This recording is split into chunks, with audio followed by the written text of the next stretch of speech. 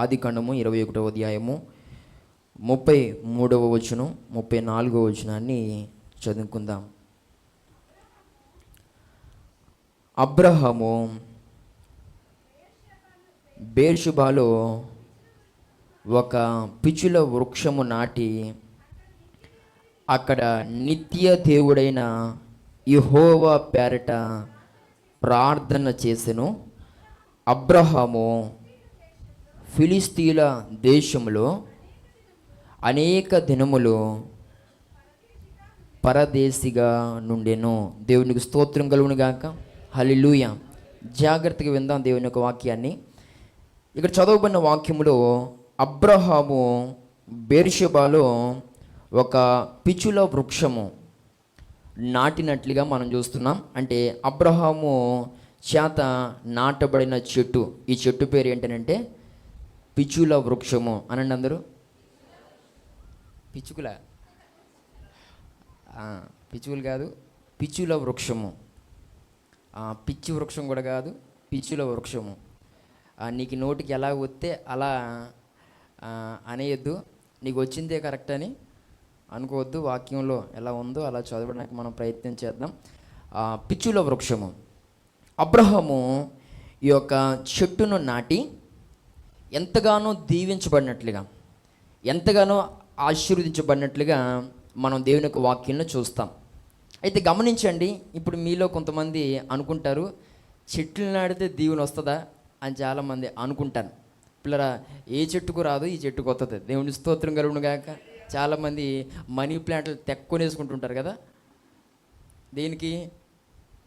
అది ఇంట్లో పెట్టుకుంటే బీరువాళ్ళు నిండిపోతాయి అనుకుంటారో మరి ఏటో తెల్లదు. కానీ చాలామంది మనీ ప్లాంట్ కొనేసుకుని కొంతమంది ఇంట్లో, కొంతమంది ఏమైనా బాల్కనీలో, కొంతమంది అక్కడ ఇక్కడ మొత్తానికి చాలా పెట్టేసుకుంటుంటారు. ఎన్ని గదులు ఉంటే ఒక్కొక్క గదిలో ఒక్కొక్క మనీ ప్లాంట్ పెట్టేసి శుభ్రం అప్పులు పాలైపోతుంటారు.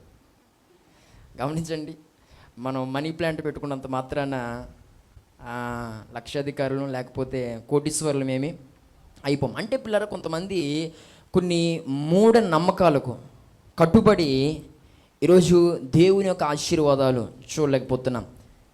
అబ్రహాము నాటినటువంటి ఈ యొక్క పిచుల వృక్షం యొక్క ప్రత్యేకత ఏంటి? లేకపోతే ఈ యొక్క పిచుల వృక్షము నాటిన తర్వాత నుండి అబ్రహాము జీవితంలో ఎలాంటి కార్యాలు జరిగాయి? నేటి దినాన్ని పిల్లరా, కొన్ని విషయాలు నేను ప్రాముఖ్యంగా జ్ఞాపకం చేయాలని దేవుని యొక్క సేవకునిగా నేను ప్రేరేపించబడుతూ ఉన్నాను. దేవుని స్తోత్రం కలుగును గాక. ఈ పిచుల వృక్షము దేనికి సాదృశ్యం అని అంటే దేవుని యొక్క గుణ లక్షణాలకు సాదృశ్యం. ఈ పిచుల వృక్షము దేనికి సాదృశ్యం అని అంటే దేవుని యొక్క గుణ లక్షణాలకు సాదృశ్యం. అంత మాత్రమే కాదు, ఈ పిచుల వృక్షము దేనికి సాదృశ్యం అని అంటే ప్రార్థించే వారి పట్ల దేవుడు చేసేటువంటి కార్యములకు సాదృశ్యం. ఒకటి దేవుని గుణ లక్షణాలకు సాదృశ్యం, రెండవదిగా దేవునికి ప్రార్థించే వారి విషయంలో ఎలాంటి కార్యాలు జరుగుతాయో వాటికి సూచనగా లేకపోతే ఒక సాదృశ్యంగా ఈ పిచుల వృక్షమును మనము చూడగలం. దేవుని స్తోత్రం కలుగును గాక. అయితే ఈ పిచుల వృక్షము యొక్క ప్రత్యేకత ఏంటి అని అంటే, నీరు లేకపోయినా ఈ చెట్టు చక్కగా మొలవగలదు, ఈ చెట్టు చక్కగా ఫలించగలదు. ఈ చెట్టు పిల్లరా నీరు లేని స్థలాల్లో కూడా ఇది మొలవగలుగుతుంది. అంత మాత్రమే కాదు, ఉప్పుడు నేలలో కూడా, అంటే ఉప్పుడు నేలలో పిల్లరా చెట్లు ఇవి మనం చూడం. అలాంటి స్థలాలలో కూడా ఈ యొక్క పిచుల వృక్షము చాలా చక్కగా ఎదగలుగుతుందంట. దేవుని స్తోత్రం కలుగును గాక. ఈ అన్నీ కూడా ఈ చెట్టు యొక్క ప్రత్యేకతలుగా మనం చూస్తూ ఉన్నాం. నేటి దినాన్ని మాట్లాడుతున్న ప్రియ సహోదరి సహోదరుడా, దీన్ని ఇంగ్లీష్లో టామరిస్క్ ట్రీ అని అన్నారు. టామరిస్క్ ట్రీ అని అన్నారు. మీరు లైవ్లో చూడొచ్చు, నేను దాన్ని డిస్ప్లే చేస్తూ ఉన్నాను, మీరు లైవ్లో చూడొచ్చు. ఈ యొక్క టామరిస్క్ అనేటువంటి ఆ వృక్షాన్ని మీరు ఇంటికి వెళ్ళి చూడండి. ఈ యొక్క వృక్షాన్ని పిల్లరా టామరిస్క్ ట్రీ అని అన్నారు, అంటే పిచుల వృక్షము. నేటి దినాన దీని యొక్క ప్రత్యేకత ఏంటి? లేకపోతే ఈ యొక్క పిచుల వృక్షము నుండి దేవుడు నేర్పిస్తున్నటువంటి ఆ పాఠం ఏంటి? ఈరోజు మనం పిల్లలు కొన్ని విషయాలు దేవుని యొక్క వాక్యంలో ధ్యానం చేద్దాం. దేవుని స్తోత్రం కలుగును గాక. అయితే మనం గమనించగలిగితే ఇక్కడ అబ్రహాము బేర్షెబాలో ఈ యొక్క పిచుల వృక్షమును నాటి ఏమన్నాడు అనంటే, నిత్య దేవుడైన యెహోవా పేరట ప్రార్థన చేసెను. అంటే ఆ పిచుల వృక్షమును నాటి నిత్య దేవుడు అని ఎందుకు మాట్లాడాడు? లేకపోతే ఆ నిత్య దేవునికి ఆ సందర్భంలో ప్రార్థన చేస్తున్నప్పుడు అక్కడ ఏమి నాటుతూ ఉన్నాడు? లేక ఈ చెట్టు అదేవిధంగా నిత్య దేవునికి ఉన్నటువంటి ఆ పోలిక ఏంటనంటే పిల్లరా, మనం ఆలోచన చేయొచ్చు. అన్ని కాలాలలో కూడా ఈ పిచ్చుల వృక్షము బ్రతికే ఉంటుంది, ఫలిస్తూనే ఉంటుంది. పిల్లరా, ఒక చక్కని విధానంలో ఈ పిచ్చుల వృక్షం ఉంటుందట. కొన్ని వృక్షాలు మనం చూడగలుగుతాం.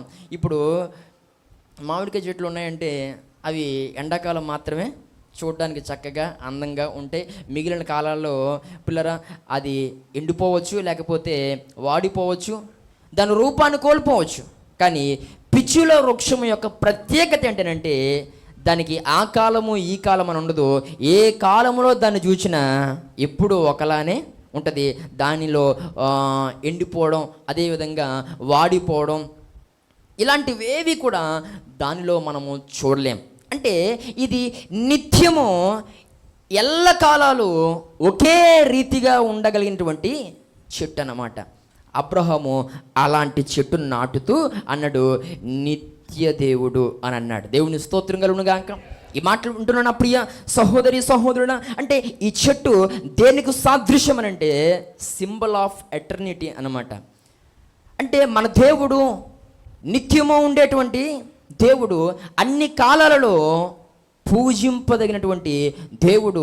మన దేవుడు అన్ని కాలాలలో పిల్లరా పూజార్హుడు. దేవుని స్తోత్రం కలుగును గాక. ఈ ప్రత్యేకమైన సమయంలో ఈయన మాట్లాడుతున్న ప్రియ సహోదరి సహోదరుడా, యేసుక్రీస్తు ప్రభువారు ఏదో ఒక కాలములో పూజార్హుడు కాదు. యేసుక్రీస్తు ప్రభువాడు ఏదో ఒక సమయంలో పూజార్హుడు కాదు. ఆయన పిల్లరా ఎల్ల కాలాలు ఆయన పూజింపదగినవాడు. దేవుని స్తోత్రం కలుగును గాక.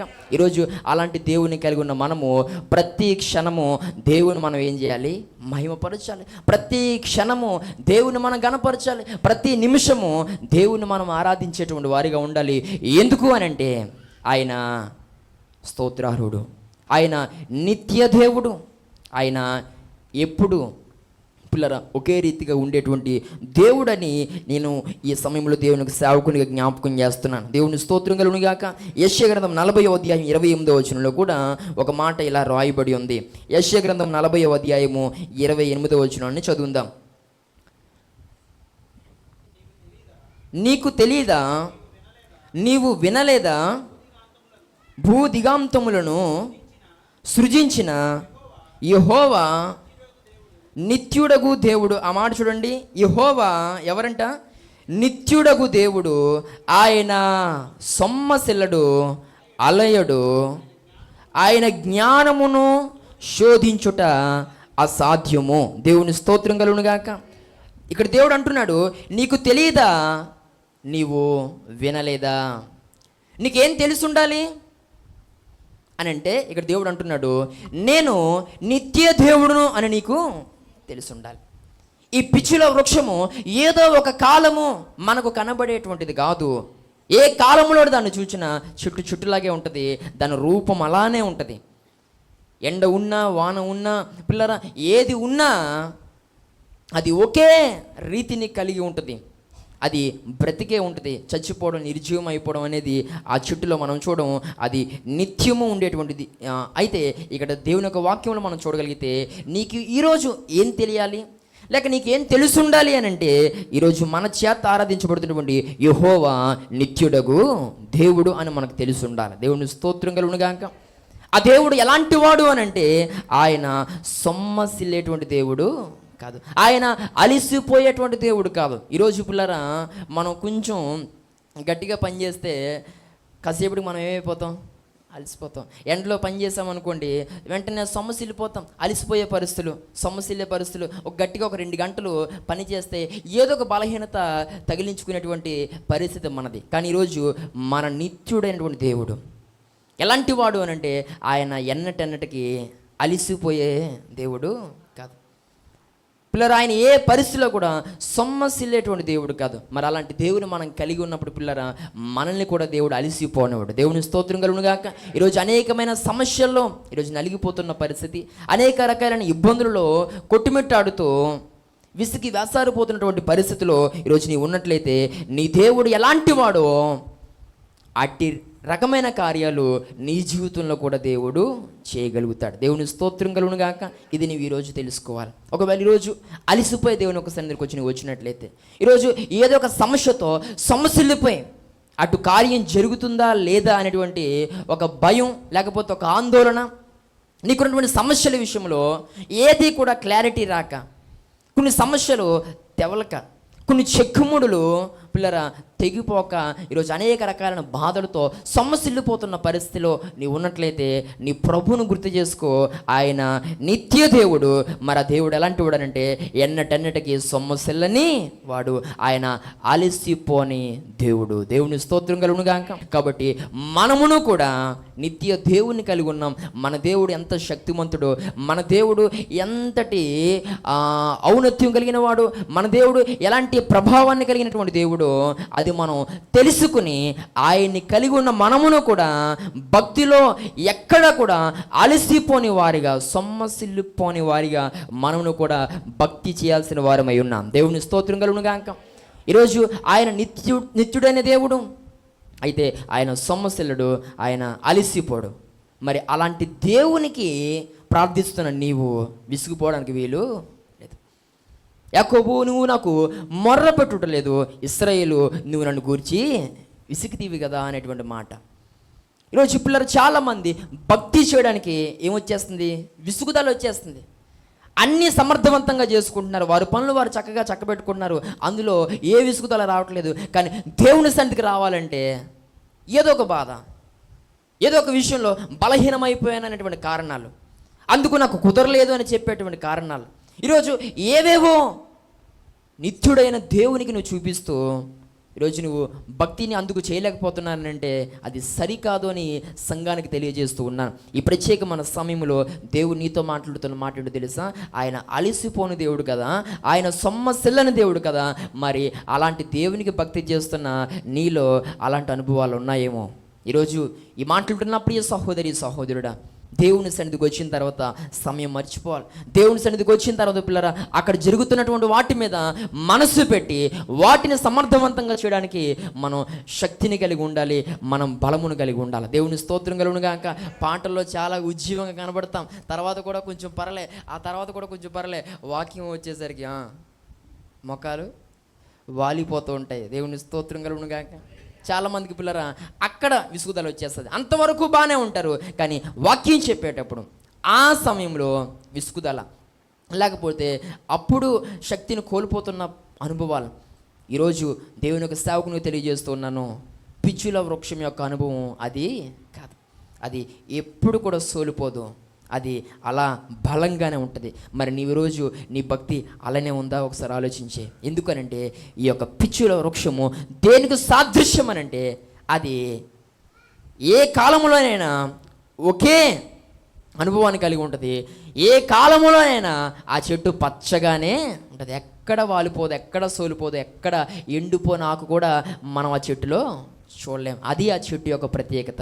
ఈరోజు నీ భక్తి కూడా అంతగా అలయని ఒక పచ్చని భక్తిని కలిగినటువంటి అనుభవం ఈరోజు నీదై ఉండాలి. దేవుని స్తోత్రం కలుగును గాక. ఈ ప్రత్యేకమైన సమయంలో ఈయన మాట్లాడుతున్న ప్రియ సహోదరి సహోదరుడా, ఒకసారి ఆలోచన చేసుకుందాం. ప్రార్థించే విషయంలో అలసిపోతున్నావేమో, దేవుని కార్యాలు చేసే విషయంలో సమస్యలిపోతున్నావేమో, ఒకప్పుడు ఉన్నటువంటి ఆ ఉద్యమం ఇప్పుడు కనబడట్లేదేమో, కనుమరుగైపోతున్న పరిస్థితి. ఒకప్పుడు ఉజ్జీవంగా భక్తి చేస్తున్న మనము ఇప్పుడు ఏదో ఒక కారణాన్ని బట్టి చేయలేకపోతున్నటువంటి పరిస్థితి, అందుకు అలిసిపోయానని చెప్తున్నటువంటి అనుభవాలు.